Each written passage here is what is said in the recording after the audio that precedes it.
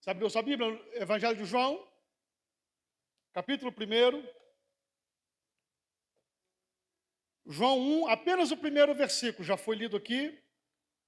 E eu vou usá-lo para poder falar um pouco sobre a Bíblia.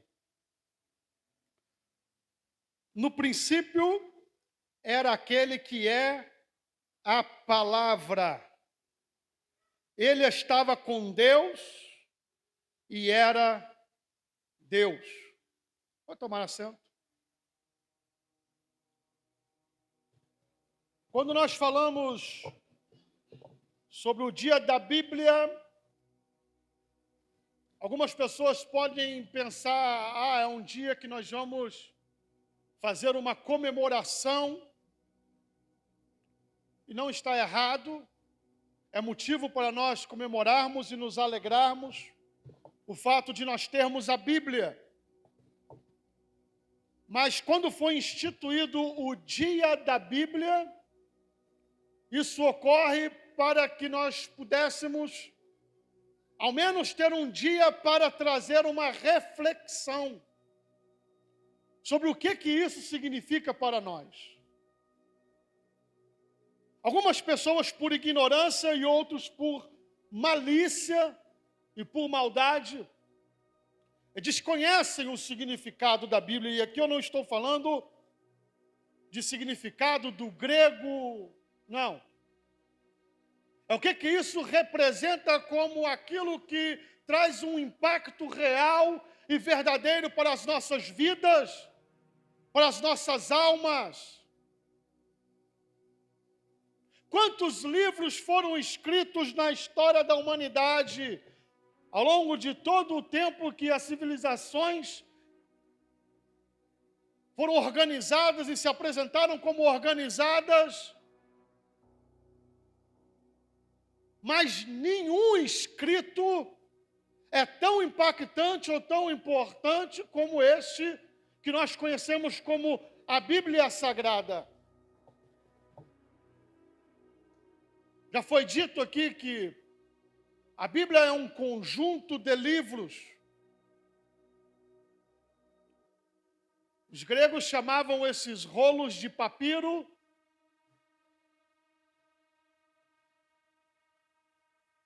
de biblos. O conjunto desses rolos era biblion, da onde é a raiz, é a origem da palavra biblioteca, ou seja, onde existem muitos livros, ou um grupamento de livros. E a Bíblia possui 66 desses livros. Muitas coisas são levadas e faladas e debatidas ao longo dos séculos,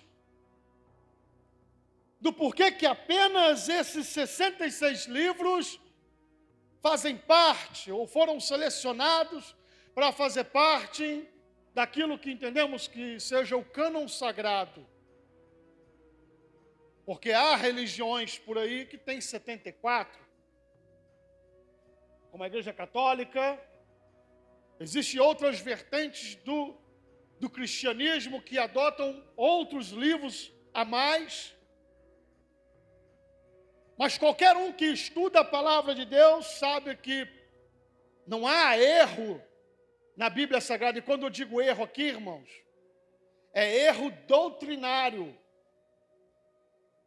Qualquer um que já tenha lido os escritos sagrados e que tenha comparado com esses livros apócrifos, você vai entender do que está sendo falado. Da onde surgiram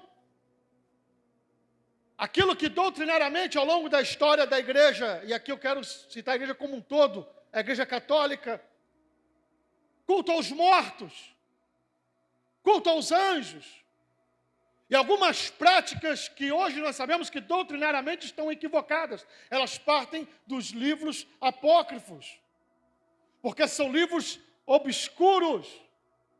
E qualquer doutrina e ensinamento que contrarie os mandamentos de Deus devem ser rejeitados.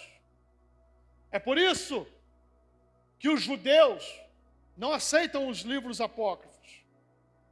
É por isso que a igreja reformada não aceita os livros apócrifos, por causa de erros doutrinários.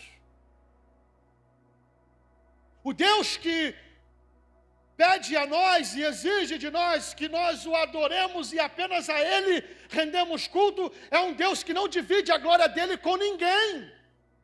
Então não pode aparecer um outro escrito agora dizendo que a glória de Deus pode ser dividida com Maria, que pode ser dividida com anjos, que pode ser dividida com qualquer dos apóstolos ou com qualquer outro homem que tenha sido importante na história da religião. E quando isso acontece, está havendo uma afronta aos escritos sagrados. É por isso que a nossa regra de fé e de prática é a Bíblia, esses 66 livros que aprouve a Deus conservá-los ao longo da história.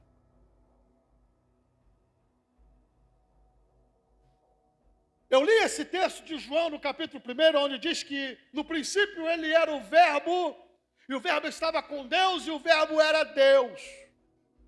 Cristo é a palavra. Na definição Divine, ele vai dizer de uma forma extraordinária e muito interessante de que o Logos, a palavra, o Verbo, ele é a expressão do pensamento de Deus. Ao longo da história nós vamos ver essa palavra sendo projetada para a humanidade. Sim. E a revelação de Deus, ela é progressiva ao longo da história. A palavra de Deus, ela é a expressão do caráter de Deus. Ela é a expressão da moralidade do Senhor. Ela é a expressão da vontade do Criador para a sua criação.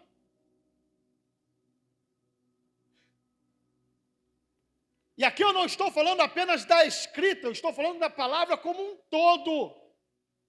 E ela primeiramente foi dada aos homens quando lá no jardim do Éden, o Senhor deu apenas um mandamento para Adão. De tudo vocês vão poder comer, mas daquela árvore vocês não vão poder comer. O primeiro mandamento. A palavra de Deus para os homens. Nós vamos ver que no desenrolar da humanidade, Deus vai se relacionar com os homens. Deus vai se apresentar, Deus vai falar, Deus vai verbalizar, se comunicar com a humanidade. E quando Deus se apresenta a Moisés, e toda aquela história que vocês já conhecem, vocês vão ver que quando Moisés é chamado para subir ao monte, e ali, miraculosamente, ele fica 40 dias e 40 noites na presença de Deus. O próprio Deus ordena para ele: traga 2 pedras lavradas em tábuas.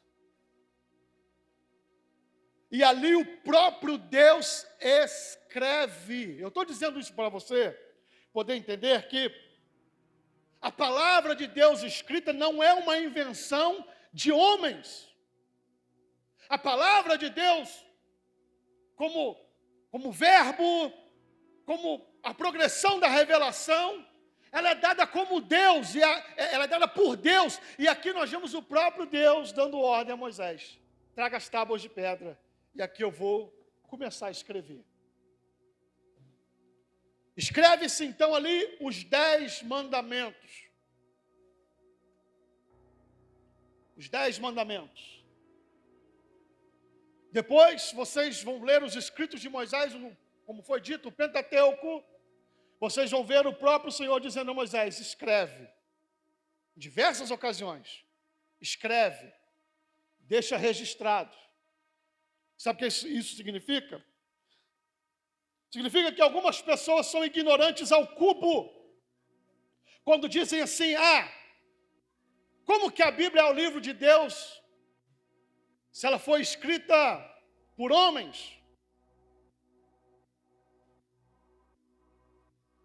eles fazem esse tipo de argumentação. O que eu acho muito interessante nessa argumentação é que ele vai lá na banca de jornal e pega um jornal impresso ou uma revista e ele abre ali e ele acredita no que está escrito ali. E aquilo ali foi escrito por anjos? Há uma nítida tendência na história da humanidade de se desacreditar o sagrado. As pessoas acreditam naquilo que querem. Mas isso não invalida em nada a palavra de Deus. Porque sim, Deus usou homens e mulheres inspirados para poder deixar para nós a sua palavra escrita. A revelação de Deus como palavra, ela é transcendente das letras. Não são apenas letras. Elas são o todo do relacionamento de Deus com a humanidade.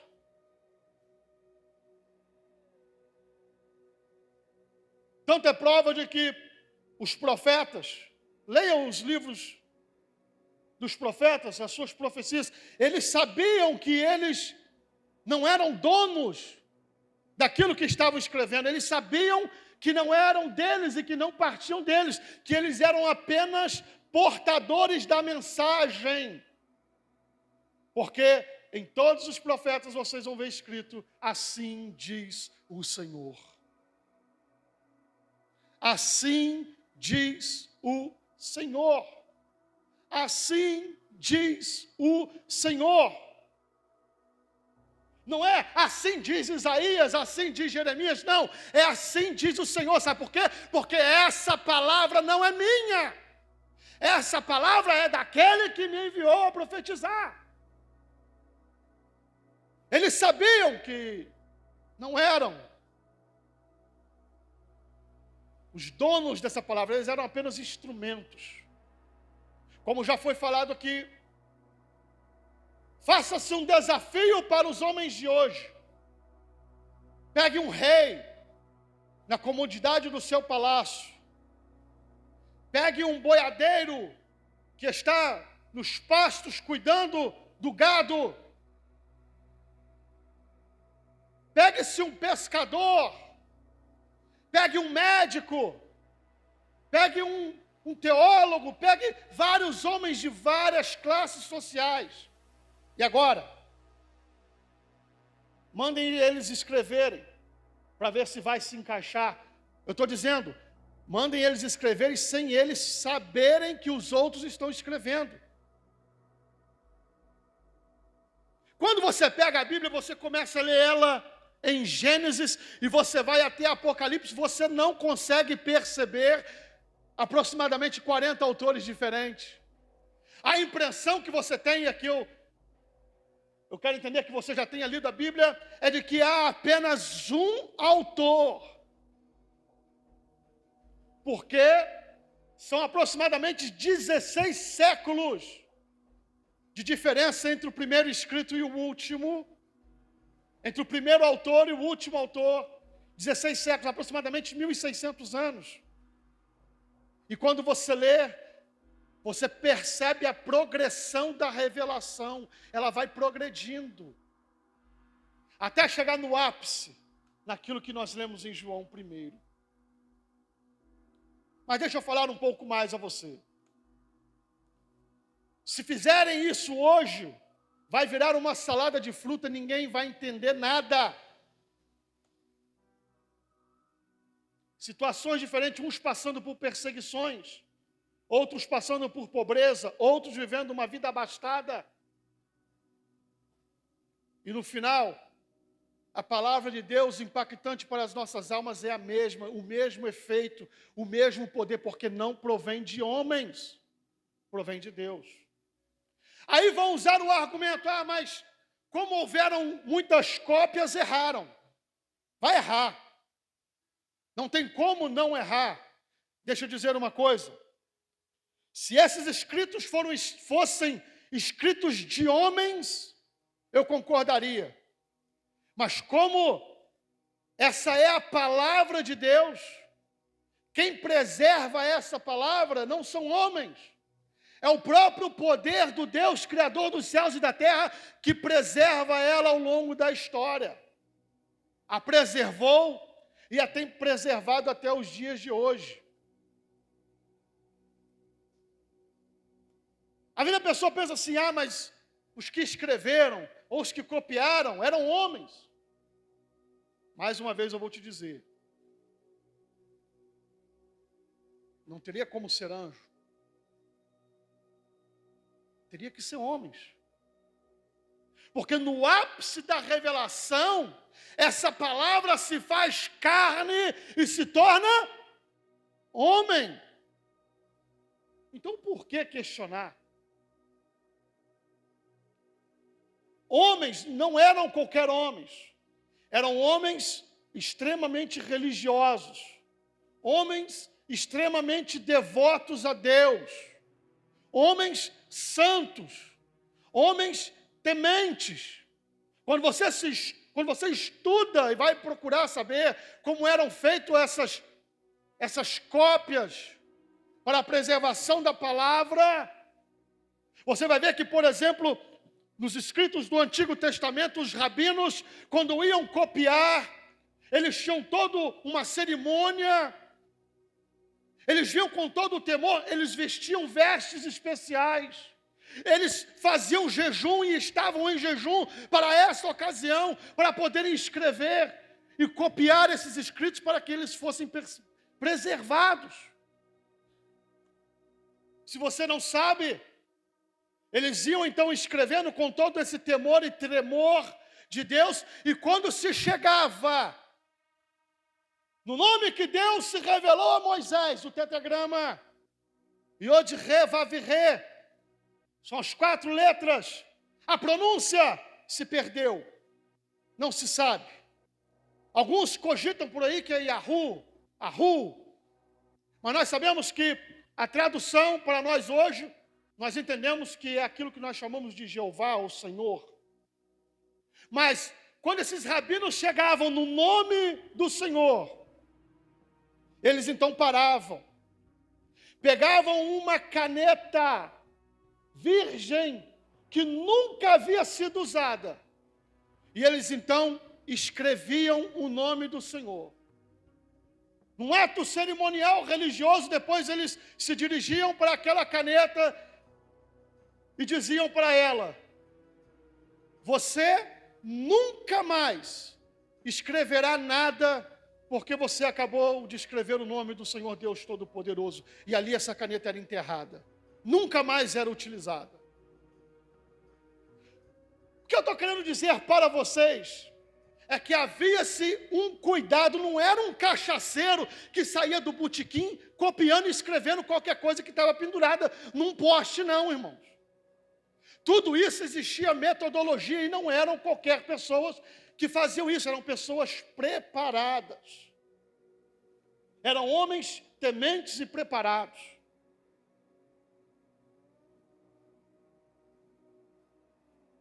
Algum tempo antes de que o reino de Judá caísse, houve uma reforma em Judá. Por muitos anos, houveram muitos reis, e ali havia uma alternância entre reis que serviam a Deus e reis que eram desviados e colocavam o povo para se desviar. Então, o reino ficava assim, uma hora servia a Deus, outra hora desviava para os deuses estrangeiros, e ficavam nisso, e até que um dia Josias, rei de Judá, ele assume o trono, e ele era um jovem, ainda muito jovem, adolescente, temente a Deus. Ele então quis promover uma reforma espiritual no reino de Judá. E uma das coisas que ele manda fazer é uma reforma no templo. E quando começam a trabalhar no templo, fazendo limpeza, tirando tudo quanto é porcaria que tinha lá, imagens de escultura de outros deuses, coisas relacionadas a cultos pagãos, então eles começam a limpar, a tirar tudo, quando foi encontrado o livro da lei de Deus. Quando encontraram o livro da lei de Deus, levaram para o rei e começaram a ler esse livro para o rei então entra em desespero e começa a rasgar as suas vestes, porque ali ele percebeu como eles estavam errados. Preste bem atenção no que eu vou dizer a você, porque aqui tem um ensinamento. Se nós não lermos a palavra de Deus e não atentarmos para ela e não aplicarmos ela às nossas vidas, nós vamos viver fazendo aquilo que desagrada ao Senhor. Eu acho interessante que o temor de Deus caiu sobre Josias, ele temeu, ele então proclama jejum, ele proclama um ato de avivamento no reino para que as pessoas abandonassem tudo e se voltassem verdadeiramente para Deus. Deixa eu te dizer uma coisa, quando alguém se encontra com a palavra de Deus, não tem como ocorrer algo diferente em sua vida, porque essa palavra vai abalar as suas estruturas. A primeira coisa que a palavra de Deus vai fazer conosco é nos confrontar. Sempre vamos estar errados. E uma palavra que passa a mão em cima das nossas cabeças e nos deixa confortáveis em nossos pecados, não é a palavra de Deus. A palavra de Deus, ela nos confronta, a palavra de Deus nos causa temor a ponto de rasgarmos nossas vestes e cairmos pranteando em temor ao Senhor nosso Deus. Ora, pouco tempo depois nós sabemos que houve a queda do reino. E uma das coisas que me chama a atenção é que um dos profetas que profetizou e que trouxe a palavra de Deus para o reino de Judá, ele viu as suas profecias se cumprirem nos seus dias. Esse foi Jeremias, o profeta das lágrimas. Depois estude sobre a vida desse homem. O peso da palavra de Deus no seu ministério. Ele quis casar e constituir família, ele foi impedido. Deus proibiu, porque o Senhor sabia que grande sofrimento estava vindo sobre o reino. E realmente, Jeremias passou por tudo aquilo e presenciou a palavra de Deus se cumprindo. Quando ele pregava, parece como se fosse hoje. As pessoas debochavam, mas nós estamos prosperando, nós estamos enriquecendo, temos boas alianças com as nações poderosas, o nosso comércio está de vento em popa.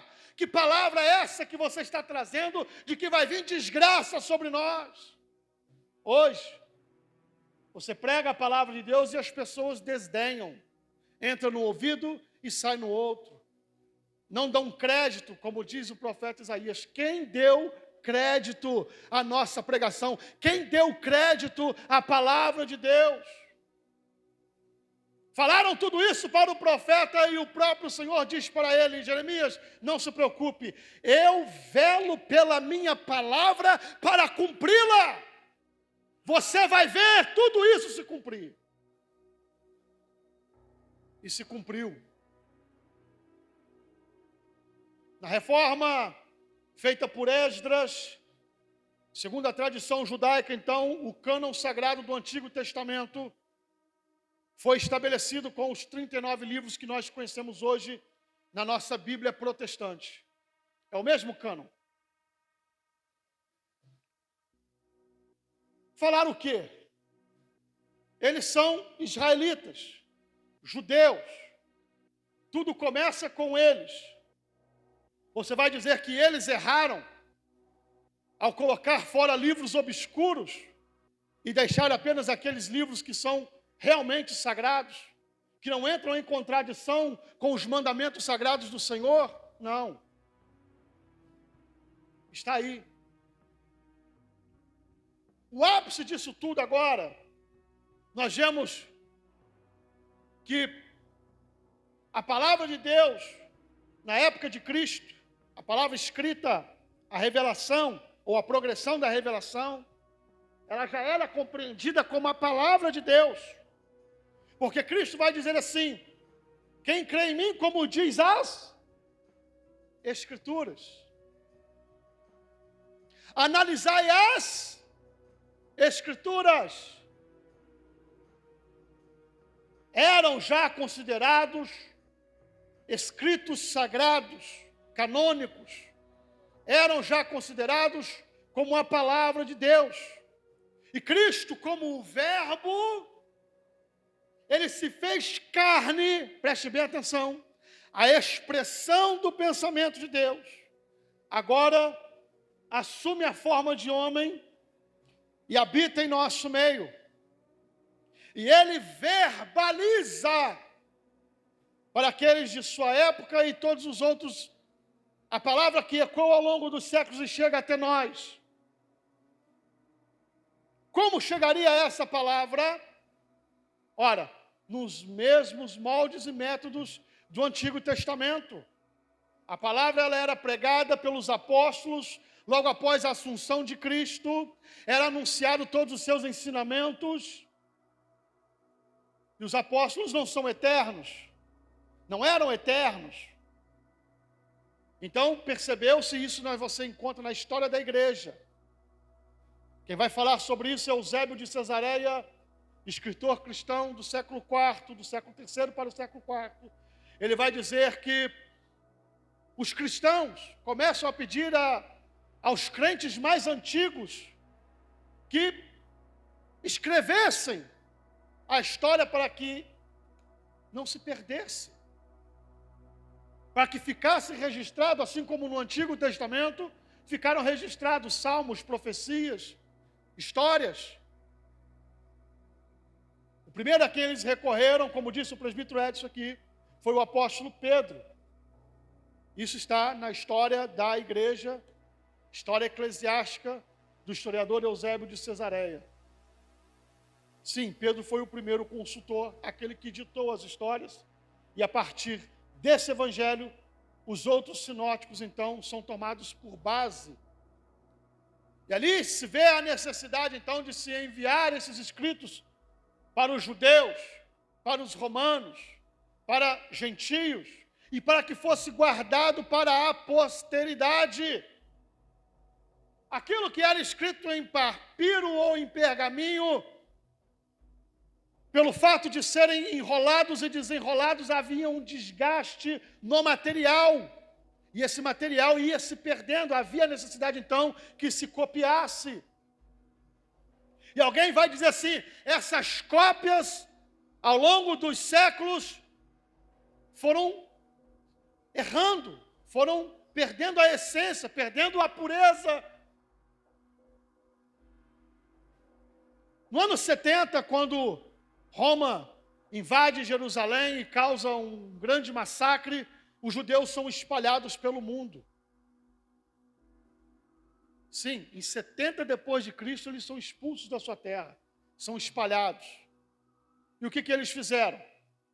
Temendo haver um genocídio em massa, havia uma grande perseguição contra a religião, tanto judaica quanto cristã. Eles não começaram a guardar essas cópias. Nessa época. E muitas pessoas questionavam porque os manuscritos mais antigos, eu já vou terminar, tá? Os manuscritos mais antigos que nós temos, que tinha até aqueles momentos, datavam do século VI, do século VII, eram as cópias mais antigas. Até que um pastor, numa região chamada Qumran, procurando suas ovelhas, uma região de muitas montanhas e cavernas. Os pastores usavam essas cavernas para abrigar as ovelhas e quase sempre quando alguma ovelha se perdia, entrava numa caverna dessa. E um dos métodos para se procurar era jogar pedra. Imagina, você vai entrar num monte de caverna, ia dar um desgaste grande. Ele jogava uma pedra, a pedra acertava numa ovelha ou a assustava, ela dava um grito, então ele sabia que ali tinha uma ovelha. E o pastor jogando pedra, um pastor simples, uma pessoa comum, como eu e você, joga uma pedra e ele escuta um barulho de jarro se quebrando. Isso foi em meados do século passado.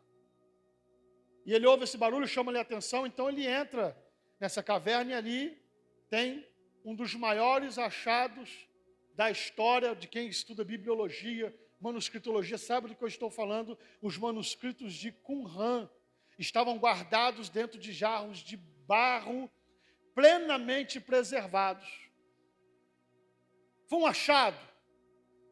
Agora nós vamos saber a verdade. Nós vamos pegar essa Bíblia que esse pessoal usa hoje, nós vamos pegar esses manuscritos que são do século II, do século III, são muito mais antigos, muito mais próximos da era de Cristo, e nós vamos comparar e nós vamos ver que está tudo errado, tem erros. Eles não começam a comparar, sabe o que eles descobriram? Não havia diferença. Não havia diferença. Sabe por quê? Porque quem preserva a sua palavra não é um homem que preserva a palavra de Deus. Quem preserva a sua palavra é o próprio Deus.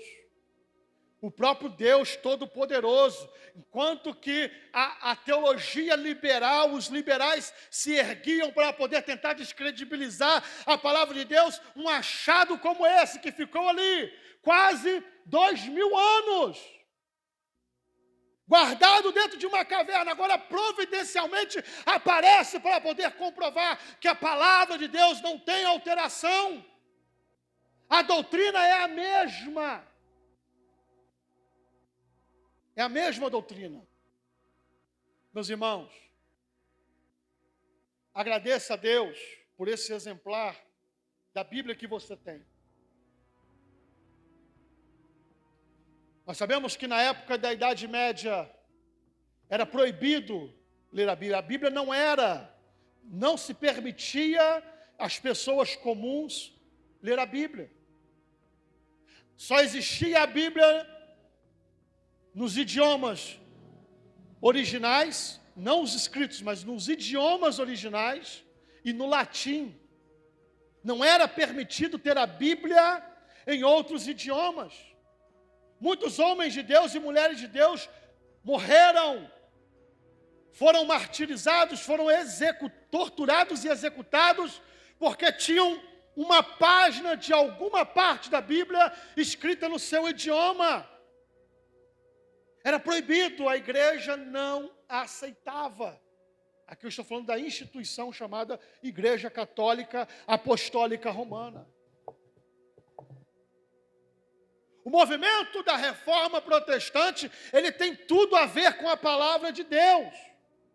Porque as pessoas se convulsionavam, sedentas pela verdade, quando na verdade o que eles recebiam era apenas mentiras e enganação e medo. As pessoas tinham medo de Deus, porque aqueles que eram líderes assim o faziam. Apresentavam Deus como um carrasco, todo tipo de punição para os erros dos homens e das mulheres. Então, as pessoas viviam com medos, apavoradas, e elas não tinham como fazer como na antiguidade os bereanos fizeram, consultar as escrituras para saber se era assim mesmo. Você tinha que acreditar no que o padre falava, o que o bispo falava, o que o papa falava era infalível diante da doutrina católica, não diante da doutrina de Deus. O que ele falava era sagrado, e as pessoas viviam nas trevas. O movimento da reforma, ele pulsou por muitos anos, séculos, décadas, anos, meses, semanas, dias, horas, minutos e segundos, até chegar na reforma protestante, desencadeada por Lutero. O que isso tem a ver com a Bíblia? Alguns anos antes da reforma protestante, na Inglaterra, um homem chamado William Tyndale começou a traduzir a Bíblia para o inglês. E o seu melhor amigo o entregou. Que melhor amigo, né? E ele foi executado por causa disso. Depois você pesquise sobre a Bíblia de William Tyndale. Poucos anos depois, vem Lutero. Isso tudo dentro do mesmo século, tá, irmãos? Começo do século XVI. Vem Lutero, propondo as suas famosas teses. Lutero não queria se separar da Igreja Católica, ele queria apenas uma reforma. E essa reforma passava pela interpretação da palavra de Deus. Tanto que quando houve todo aquele cisma, todo aquele racha, uma coisa que Lutero fez foi traduzir a Bíblia para o alemão. E essa obra, ela é tida como uma das principais obras de todos os tempos, até hoje. A igreja condenou Lutero à morte? Condenou Lutero à morte. Ele só não morreu porque a nação entrou em colapso social por causa da reforma protestante. Houve uma guerra civil. Então o rei, influenciado pela igreja, ele viu que se ele continuasse dando ouvido para a Igreja Católica, ele iria perder o reino. Ele teve então que ceder à reforma protestante.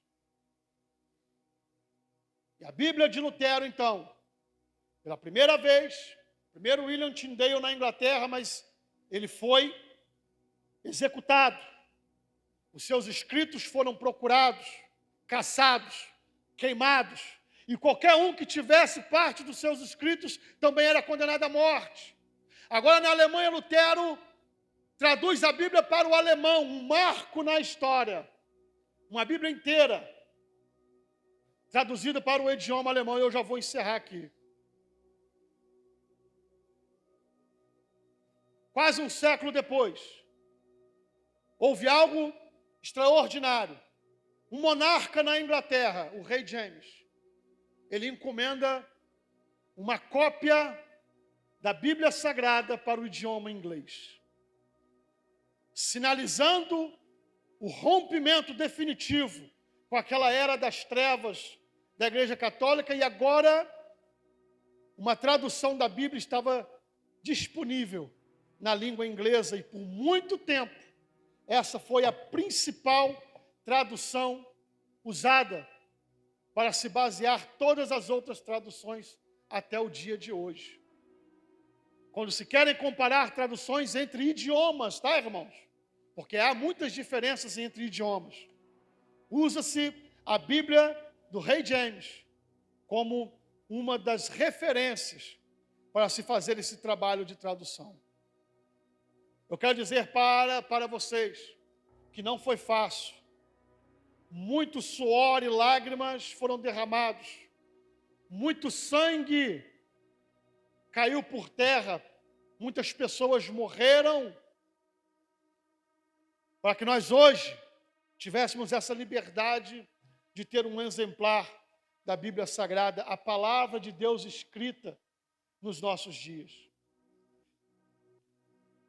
Essa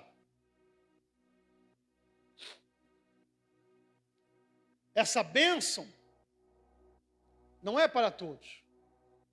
Muitos países hoje não aceitam a Bíblia Sagrada. Ao longo da nossa história mais recente, da história da humanidade, como por exemplo na União Soviética, toneladas de Bíblias eram queimadas em praças públicas. As pessoas que eram pegas portando exemplares da Bíblia Sagrada eram fuziladas. E há quem flerte com o comunismo. Comunismo / socialismo é a mesma coisa. É uma ideologia satânica que vai contra Deus. Eu tenho que falar isso aqui. Eles queimaram as Bíblias. Lenin, ele escreveu que Deus era o Estado. Ateísmo na raiz, nos ossos, no tutano. E todo aquele que professasse qualquer religião era punido com a morte. Principalmente os cristãos, que foram os mais perseguidos por esse regime assassino. E ainda hoje, há muitos regimes comunistas ou não, ou de outras religiões que não aceitam a Bíblia. Há cristãos hoje que servem a Deus apenas com partes, apenas com páginas da Bíblia, porque não podem ter um exemplar. Ele carrega uma página da Bíblia para poder se reunir num culto, porque se ele for abordado por uma blitz na rua, ele tem que pegar aquela página, colocar na boca e engolir. Porque se ele jogar, eles pegam. Eles encontram. Se colocar no bolso, eles vão revistar e vão encontrar. Enfiam na boca e engolem. É só você conversar com qualquer missionário que vive em regiões de perseguição. Não há liberdade para se portar um exemplar da Bíblia Sagrada. E nós aqui no Brasil, por isso eu disse a vocês que o dia da Bíblia era um dia de reflexão. Nós temos liberdade de ter a Bíblia ainda hoje. E muitos, talvez a maioria, não dá o devido valor para isso. Passamos horas em frente a uma televisão, assistindo uma série, mexendo na internet, conversando no WhatsApp. Não estou dizendo que você não possa fazer isso, eu estou dizendo a questão da prioridade. Quanto tempo você passa lendo a palavra de Deus? Ei, o salmista vai dizer: lâmpada para os meus pés é a tua palavra e luz para os meus caminhos. Se nós não buscarmos orientação nessa palavra, vamos caminhar em trevas, cairemos em abismos, não veremos o perigo e não conseguiremos nos desviar. Estamos no escuro, mas quando essa palavra, ela é lâmpada para nós, então os nossos caminhos são iluminados e conseguimos